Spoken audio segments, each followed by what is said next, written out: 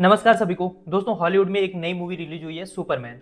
हो सकता है आपने अभी तक वो मूवी देख भी ली हो, लेकिन उस मूवी को लेके अब बहुत ज्यादा कंट्रोवर्सी हो रही है मूवी की कहानी को लेके। दरअसल जो इजराइल के सपोर्टर्स हैं, इजराइल के लोग हैं, या भी जहां पे भी जूइश कम्युनिटी है ना, वो इस मूवी से काफी ज्यादा अफेंड हो रहे हैं। उनका कहना यह है कि मूवी को भले ही फिक्शन दिखाया गया है, बट उसमें जो दो काल्पनिक देश दिखाए गए हैं, बोरिविया और जहारनपुर, वो इजराइल और गाजा को रिफ्लेक्ट कर रहे हैं और इसमें इजराइल को एक इविल पावर के रूप में दिखाया गया है। मूवी में जो बोरिविया देश है, जिसको लोग इजराइल से कंपेयर कर रहे हैं, वो बिना मतलब अपने अड़ोसी पड़ोसी देशों पे बम गिराता है, मिसाइलें मारता है, उनके ऊपर अटैक करता है। यानी एक अग्रेसर की भूमिका में बोरिविया, जिसको लोग इजराइल से कंपेयर कर रहे हैं, उसको दिखाया गया है। अब ऐसे समय में जब दुनिया में फलस्तीन के इशू को लेके लोगों का सपोर्ट बढ़ रहा है, लोगों के सेंटिमेंट बढ़ रहे हैं, तो अगर एक एंटी इजराइल मूवी आएगी तो वो इजराइल की बची खुची इमेज पे भी डेंट लगाएगी।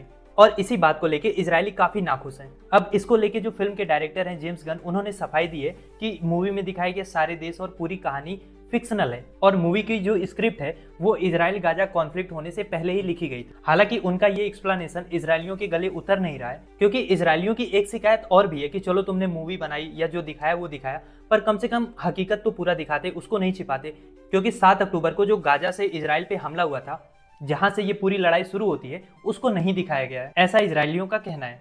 अब इस आरोप में कितनी सच्चाई है ये तो आप मूवी देख के खुद डिसाइड कर सकते हो। पर यहाँ पे एक इंटरेस्टिंग फैक्ट ये भी है कि सुपरमैन जो हीरो का कैरेक्टर है, उसको एक ज्यूइश राइटर ने ही बनाया था। मतलब आप बात समझ रहे हो, एक ज्यूइश राइटर ने सुपरमैन कैरेक्टर को बनाया है और आज वही कैरेक्टर और उसी कैरेक्टर की मूवी में इजराइल को इविल के रूप में दिखाया जा रहा है और सुपरमैन जो है वो जहारनपुर की ओर से, जिसको यहाँ पे गाजा के रूप में दिखाया गया है, बोरिविया यानी कि इजराइल से लड़ रहा है। तो ये सारी कंट्रोवर्सी अपने आप में ही बहुत ज़्यादा आयरॉनिकल है। पर ऐसा नहीं है कि ये सारे आरोप केवल हॉलीवुड पे लगते हैं।